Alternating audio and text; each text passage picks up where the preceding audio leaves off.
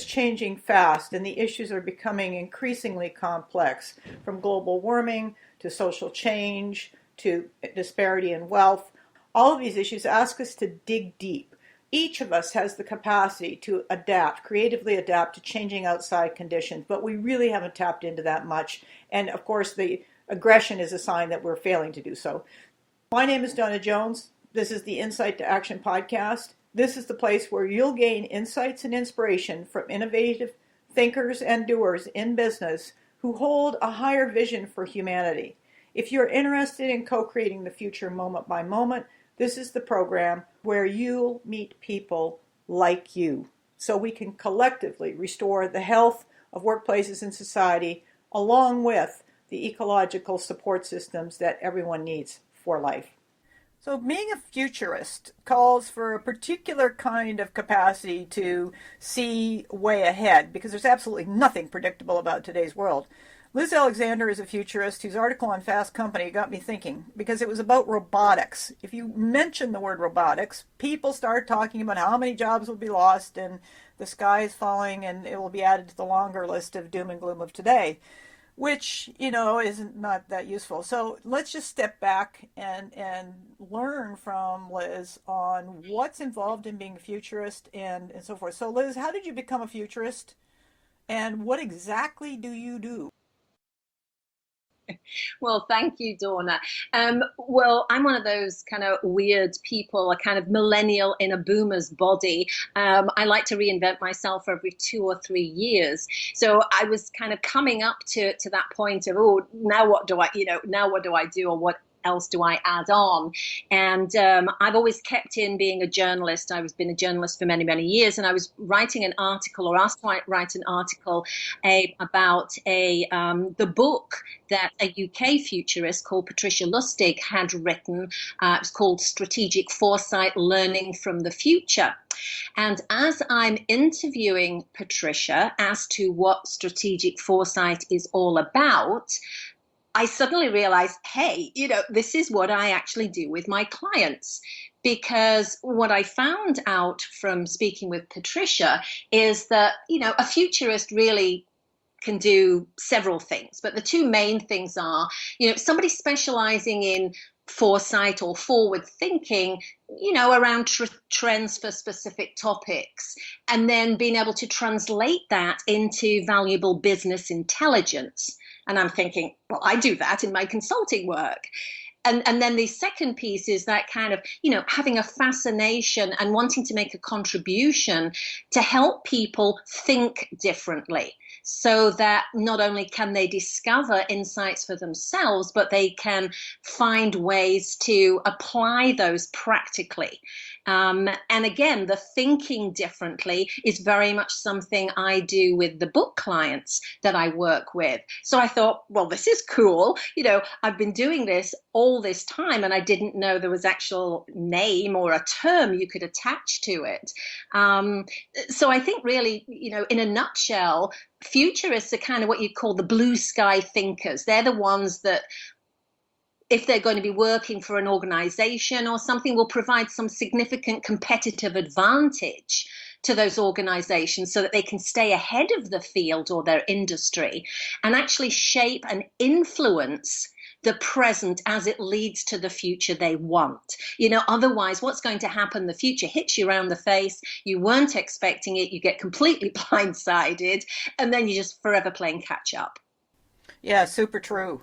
Absolutely true, because I know myself. I look back at some things I read in 2004 and my own work, actually starting back in 2004, and we are there today. And if companies would have had their heads up around those things, they could have they'd be in much better positions than they are now. So.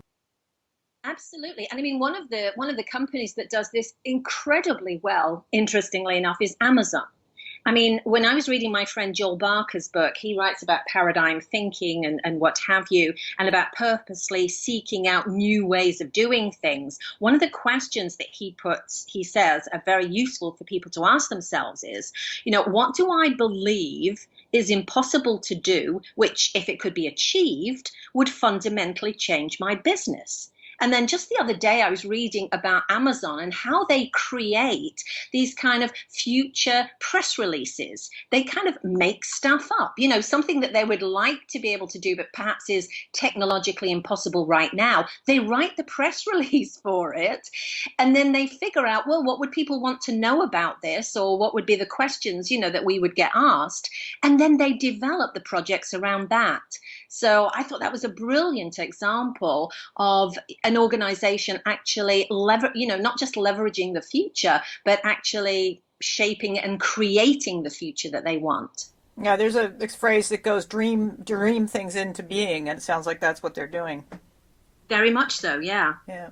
Now, I mentioned robotics in my intro for our conversation today, and of course, one of the topics is this whole business of robots taking over our jobs.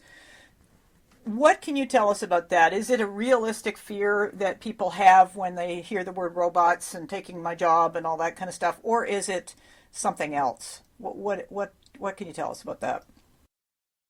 It is at the moment the something else. So, for example, the last Fast Company article that I wrote looked at 3 different jobs. I looked at HR manager, librarian, and retail salesperson. Now, if you go to any of the, the sort of scare tactics articles, then you'll see that the HR manager should be relatively safe. The librarian, 50-50, but the retail salesperson would be at greatest risk. So, I thought, well, come on, let's delve into this a little bit more and find out if, that's actually going to be the reality. And McKinsey Global had done some very interesting research that says it's less likely that entire jobs will go unless you do the kind of very routinized job that, an algorithm could be written for. Those kind of jobs probably will be automated out of existence. But for the rest of us, it's more likely to be tasks or activities. So, in fact, when I looked at, these questions of these 3 different kinds of jobs in a more sort of strategic, deep way, I found that the outcome was very, very different from that doom and gloom. I mean, the jobs will change, but they won't go away. I mean, the HR person, they're going to have to really up their game and, understand about data analytics and all that kind of stuff. But here's the interesting thing. Even now, librarians are shifting to become research mentors. So they're able to do things like support and advise, especially school children, because so many people get sort of information overload. You know what I mean? I mean, there's so much information out there, but it's like, how do I find it and what do I do with it? So I was just in my local library the other day, and they've got these wonderful machines now where you can just scan the barcode and check it out yourself. And I'm thinking, yeah, great. Get rid of the automatic robotic tasks that librarians do and let them do much more interesting jobs.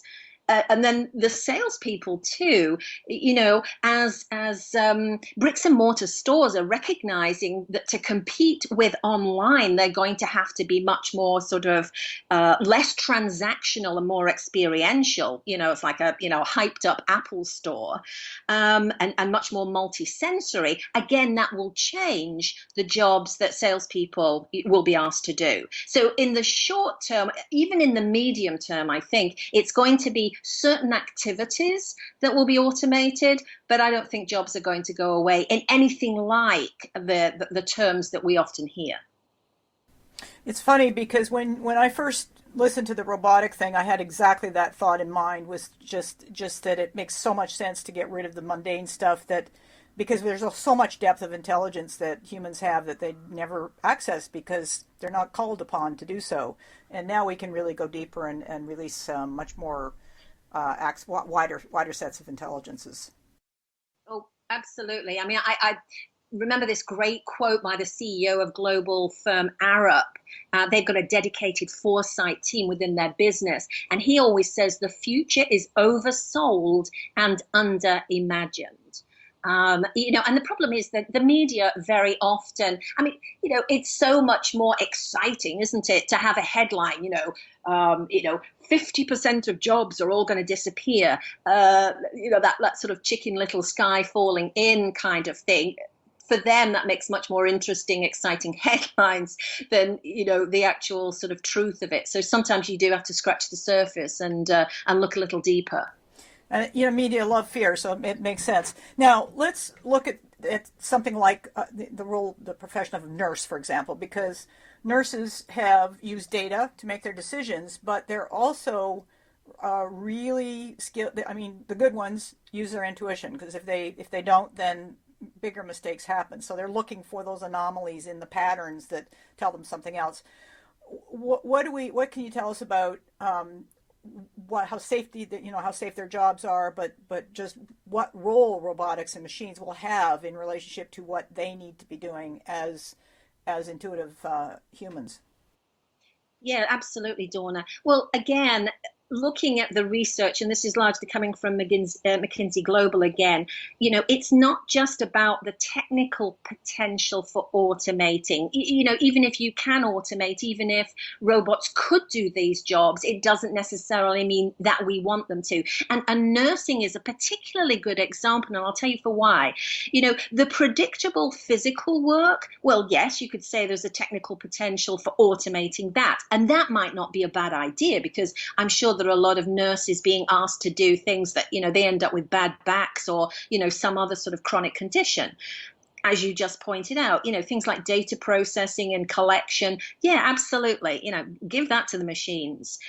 The interpersonal interaction, though, and anything to do with, managing others or applying expertise, are much less likely to be automated. And, one of the things that I always like to say is, apart from the fact that it's not just about technological feasibility, and whether we have machines that are competent to do all the different tasks that humans do, think about all the different things that we are able to do in the course of an average day. The things that maybe nurses are required to do, make someone a cup of tea, hold their hand, empathize, sympathize, comfort someone in pain, maybe tell a personal story, to make them feel better or make them laugh, mop a fevered brow, disagree with the doctor when you feel that, he hasn't really got a handle on something, change a catheter, handle a bedpan so that the person using it retains some dignity. And, Japan is one of those countries that's kind of ahead of the game when it comes to robotics, mainly because they have a declining workforce. So they're needing to use robots to kind of supplement the lack of people that they've got. And so I was very interested to find out, although they have been looking to have robots involved in elder care, for example, that the biggest robot maker in Japan for domestic purposes struggled to find clients who are actually interested in buying their robots, according to a BBC report, and that these robot guides were being removed from hospitals because the patients didn't like them. They were saying, we want humans caring for us, not machines. That said, I'm sure they'd be quite happy to replace a doctor that has terrible bedside manner with a machine. It's probably not a discernible difference between the two. Well, actually, they're beginning to say for diagnostic purposes, actually, that, especially with artificial intelligence, the machines are doing a darn sight better job at identifying, many issues than human beings who, get tired or, don't pay enough attention or whatever it might be. But, haven't had lunch. Yeah, that's exactly right. But, there are these issues about, especially for something like nursing, social acceptance is important. Regulatory issues. Have we come to terms with those? And then, something like the expense. I think we pay our nurses and our teachers and all these people far too little. But in Japan, they couldn't sell a spoon-feeding robot arm because it was costing something like $5,000. So, why would you do that when you can get a human being to do it? Well, or that, and then you look at what's been done in Africa with 3D printing and robotics. They've been using, printing the 3D prosthetics that allow kids with arms blown off from this pointless wars to be able to eat again. But it's 3D printed. I think a limb is $1,000 now. So versus what it used to be. So there's other innovations that are now stepping in and overlapping, I think, with some of these trajectories. Yes, totally. Yeah. Now, as far as I'm concerned, we've never been at a more exciting point in our evolution as a species. We've got a lot of challenges ahead of us. There's some very huge opportunities for people to play in humanity, business, different roles, and so forth. And yet, most people have their focus on what to worry about and what's wrong with the institution. What's wrong? What's wrong? What's wrong? For you as a futurist, I mean, outside of the fact this compromises potential a lot by distracting focus, where do you see the greatest focus being placed? You're quite right, Dawna. I mean, it's all over the place at the moment. When I speak with my fellow futurists and look online at some of the conversations that are taking place, sometimes it's very specific, like water. Lack of it. I mean, I live in Austin, Texas. We've had a drought for a number of years. Luckily, this year we've had a lot more water and the lakes are being replenished. But, it's also a city in which we're seeing a huge intake and a, upsurge in population. That's something that, we're really going to need to focus on. And in some other countries, the quality of the water and, who is controlling it is a big issue. The usual things like terrorism, climate change, economic inequality. What I would like to say is the event at the moment that seems to bring so much into focus, I think, and as a good way to look at both our fear of change and our desire for change is the US presidential election. I mean, it seems to be that we've got either the choice between business as usual or a bridge too far. And I think, what we're all looking for really when it comes to change and what we want the future to be is more of a middle way. We recognize that things need to change, but we don't want to be tearing everything down that we know and understand. And one of the biggest focuses for me, in addition to the future of work, is the future of education, because that speaks specifically to, are we preparing our young people for tomorrow's world of work or gig economy or whatever you want to call it? So, there's definitely a time for a paradigm shift. And I do see a lot of interest and thankfully some action being taken. The ACT Foundation, their Center for Working and Learning, saying, why do we separate, although, some people can't afford to separate working and learning. Why don't we, if someone's learning a language, get them to translate some text for which they get paid? So, that's one sort of new way of looking things. And, there's various others. But, there's so much to be. I don't know whether we've ever lived in a time in which so much change is both needed and is coming hurtling towards us. But again, there's that fear of, are we going to get the change we actually want?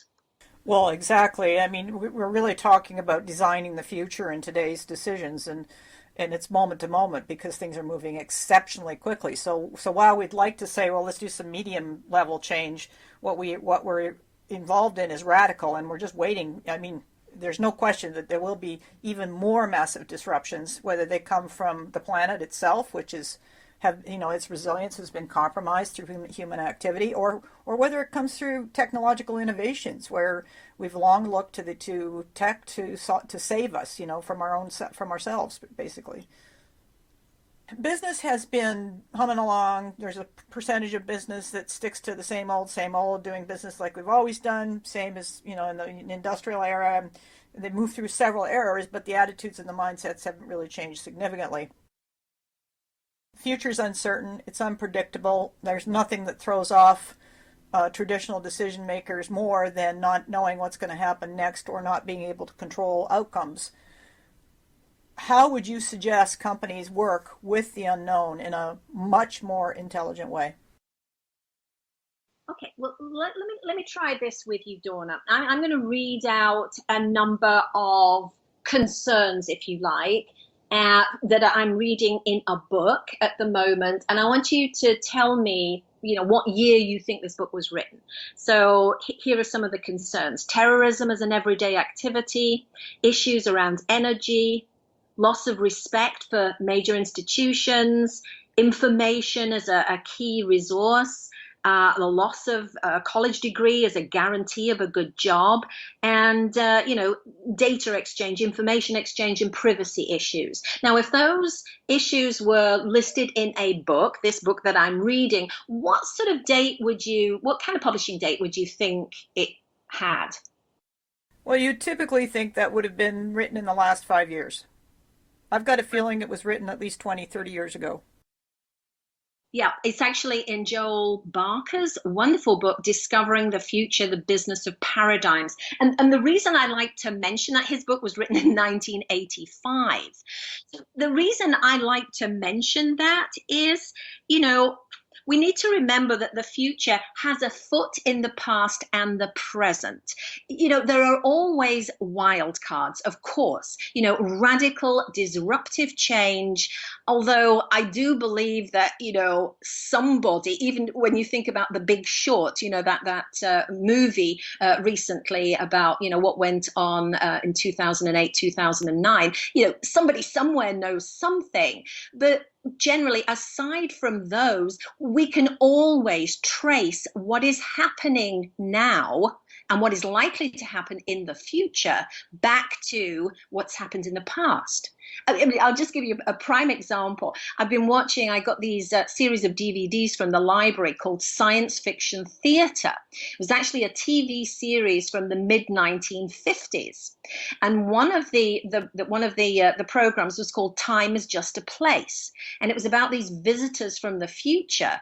And one of them was using this thing called the sonic boom, or the sonic broom rather. And when I looked at it, I thought, oh my gosh, that's my iRobot Roomba. I mean, it was almost identical to the little robot that I have that vacuums my floors. So it just goes to show you that, so much of what we're experiencing now was being envisioned in the past. So speaking specifically to your question, how do you work with the unknown in an intelligent way? I would say you have to get a better handle on history, to be honest with you. You know what I mean? You have to be willing to dig out, get somebody to do that for you if you're not willing to do it yourself, but to research where the trends have come from and how they're likely to develop. Because so many of these ideas were just waiting for the right technological innovations to really take hold. And once they do, things really accelerate. So, get a better handle on history. Stop thinking that things just come out of nowhere, because they don't in the main. There's always a footprint, and also look broader for that information. It's remarkable to me how often people are surprised by things that are happening that have had, a sort of a historical footprint, or they could have found by reading more broadly around different subjects and not just fixating on what's coming out of their own organization. Yeah, I appreciate that. I think there's two things that strikes me about that. One is that in the past, when I was doing a lot of strategic work inside companies, we were always looking at extrapolating from the past to predict the future. I think we can't do that right now, because things are moving at a curve that is beyond hockey stick variety. So I think we're also looking at more of an intuitive sense of the future. How can we just stretch it out? Nostradamus, I think in 1269, predicted things that happened centuries after his predictions. And I think that goes back to something you said earlier about we need to reimagine things as well. So I think this is where companies that have the imaginative, creative edge can step in and really reimagine themselves as well. Does that make sense at all? Yes, that makes total sense. In fact, it's very consistent with the message that comes out of Joel Barker's work, as I said, the long-standing work that he's done on paradigms, because he says what we think of as impossible today is impossible only in the context of present paradigms. And the problem is that very often organizations will get so fixed on these self-constructed rules that they've put in place in order to be efficient, in order to be effective, that very often stymies them when they need to be much more innovative and think, in a much more creative way. So it's terrific to have these rules and processes or paradigms in place to help us make sense of and control our environment. We just have to be sure that we're blending that, or we've got the contrary in place as well, that says, maybe those rules are outdated now. They're not actually helping us solve as many problems as they did in the past. We need to really rethink everything. Yeah, that's really the capacity to reflectively learn, and which some companies just don't take the time to do. They're too busy running forward, or at least running on a treadmill and not really going anywhere, but they're running. So it's that reflection that gives you the insight, I think. Very much so. Decision makers who are working in both complexity and uncertainty are, particularly if they've relied on past tools, are at a bit of a loss to how to make more accurate decisions. What advice would you give to them, to executives, decision makers who need to work with uncertainty, but they need to benefit from it as well, and actually bypass the fight, flight, fear, freeze temptation that the survival brain would prefer we did, but actually want to flow with it instead? Well, I think there's two things that I would say, because there's never, a cookie cutter thing. There's never one size fits all, because, we're all unique and we're all different. So let me offer you two sort of slightly polarized approaches to that. And the first one is, I have a sign in my office that says, when things are uncertain, anything is possible. So again, it's shifting the attitude to say, look, why is uncertainty got to be a bad thing? Why don't we look at uncertainty as being fantastic? Hey, it frees us up to shape that future, to create a new future. Now, that's great if you have in place those curious, adventurous, somewhat confident individuals who will take that perspective. But that's one way of actually looking at uncertainty, shifting away from it's always got to be negative.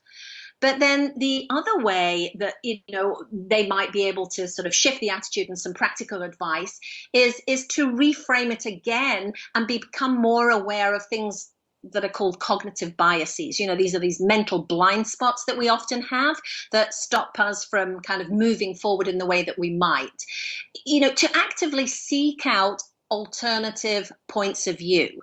And that means overcoming a bias called confirmation bias, because unfortunately, in the main, many people only look for evidence that supports their existing beliefs, and they'll discount anything that doesn't. So again, even if you're not going to look upon uncertainty as a wonderful, exciting, adventurous thing, then at least say to yourself, okay, of the things I fear, of the things that worry me, who is saying something that is maybe coming out of left field and sounds really fantastical to me, but if I were to look more deeply at it, might make some sense. And again, rather than making a judgment, oh, that's absolute nonsense, to actually possibly embrace that. Because we've seen, haven't we, throughout, again, history, the experts have not always been right. People used to say nobody could run a 4-minute mile until Roger Bannister did. And now the world record, I think, is some Moroccan guy, 3 minutes and 43 seconds.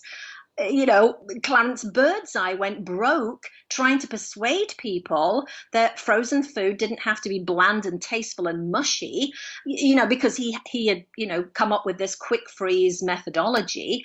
And someone like Fred Smith, who got a C on a paper outlining his business plan for Federal Express, was told by his professors, that's a terrible idea. Well, we know that events have proven all of those people, all of those experts wrong. So that's another thing. It's really attitude, to be honest with you. And it's the way we think, Dawna, and how much we are willing to embrace things that are different rather than necessarily fearing them or thinking that they're always going to be bad for us. Yeah, exactly. I mean, certainly for me, what comes up is that when if you claim to be an expert, it basically is a sticking your stake into the ground, saying I can't learn anything else because there's this ego attachment to what you know, what you think you know already, and we're not in a world where that's even a smart thing to do because things are moving so fast. So really, this journey that you've just described is about trusting in yourself, knowing you can deal with what shows up in the moment, and also about learning from whatever happens, whether it's mistakes or breakthroughs or doesn't matter what it is, but you learn from what's emerging. And it is a bold environment, it's a bold territory, but it's also very exciting. It is. It is. I mean, if you allow me to, I'd just like to sort of part with some advice to experts out there, people that whose reputations or complete sense of being is wrapped up, you know what I mean, in 30 or 40 years of doing a certain thing a certain way.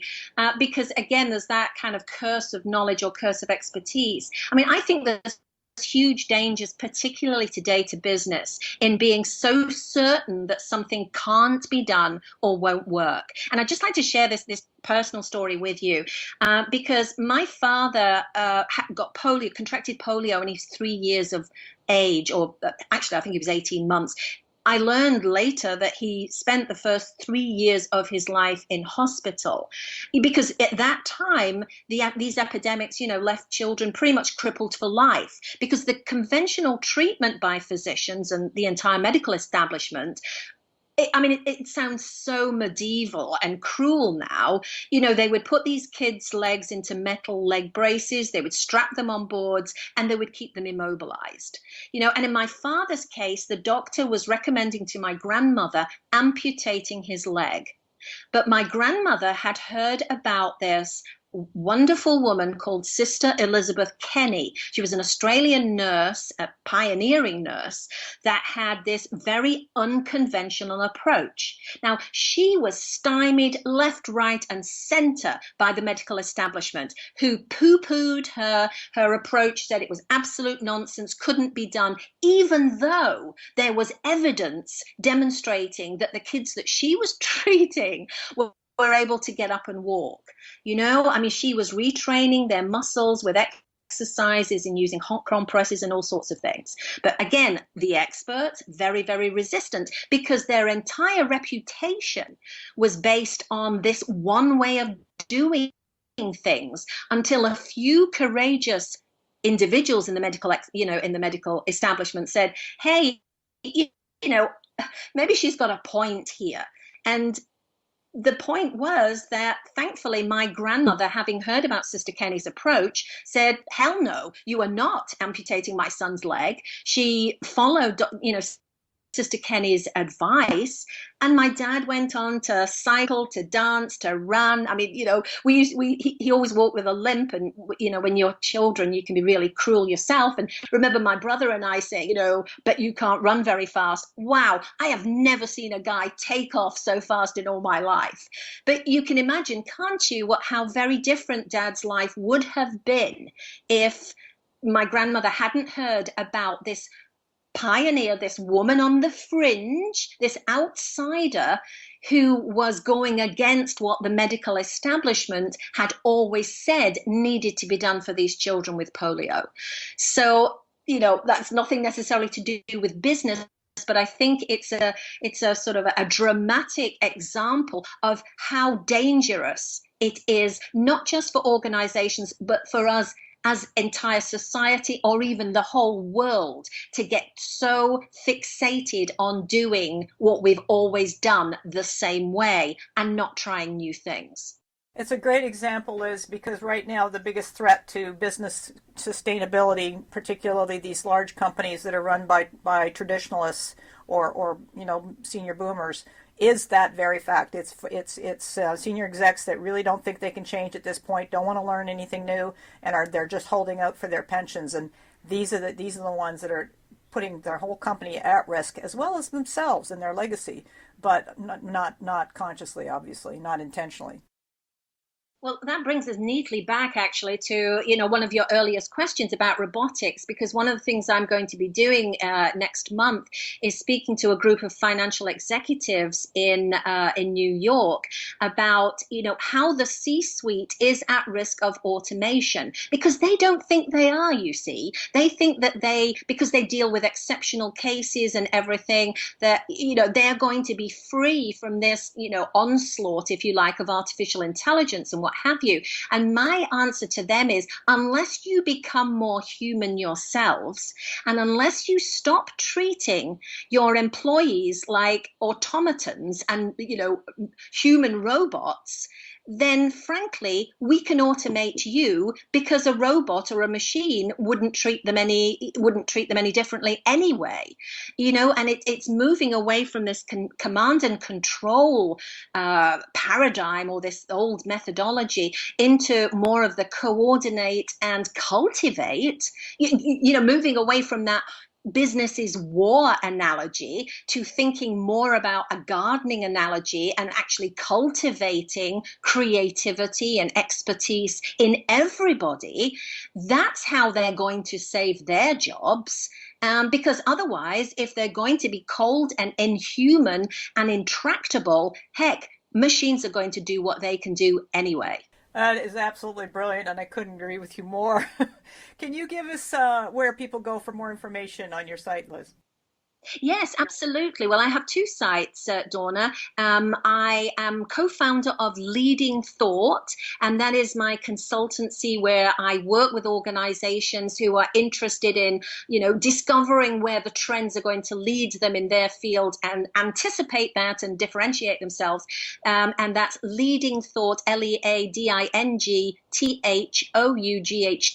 .us.com. You need to put the .us in the middle, otherwise you won't reach us. And then for the second thing, it's drlizalexander.com is the work that I do with consultants and executives who are looking to write a thought-leading book and need me to help them find those fresh insights that make sure that their books are really different, really compelling, and will actually provide a service in the world. Thanks for being on the program, Liz. Great conversation. Thank you, Dawna. I'm Dawna Jones. I provide personal growth for business, mentoring leaders and decision makers who are really ready to adapt their awareness and inner skill set to both meet and match the complexity and speed of change. I also bring intuitive insight into decision making and leadership expansion so that collaboration can benefit from conflicting perspectives and higher trust. By embedding a healthy balance between certainty and uncertainty, growth at a personal and organizational level has a serious chance. Contact me through LinkedIn or through www.frominsighttoaction.com. And it's Dawna, Dawna. And now for a really special treat, a track from Mark Romero, markromeromusic.com, called Alignment. See if you don't feel differently when you finish listening to this track. Mark's music has a very special effect, very healthy effect on your body.